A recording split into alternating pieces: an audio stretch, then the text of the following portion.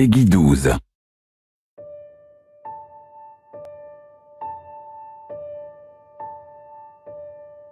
Il y a quelques années, pas très loin d'ici, une jeune babysitter travaillait chez des amis de ses parents pour se faire quelques sous.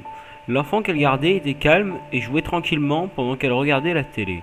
Vers 20 h, elle se dit qu'il était l'heure de coucher l'enfant. C'était en hiver.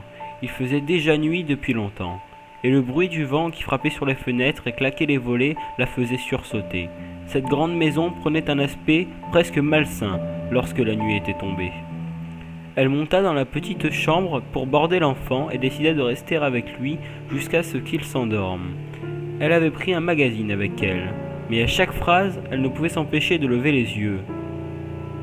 Il y avait un vieux pantin habillé en clown, qui mesurait presque une taille humaine, assis sur une chaise à bascule. Il souriait trop, il souriait mal, et il semblait la fixer avec appétit. N'en pouvant plus, elle sortit de la chambre pour appeler les parents. « Oui, bonjour, désolé de vous déranger, mais je voulais savoir si je pouvais déplacer le clown qui est dans la chambre de votre enfant.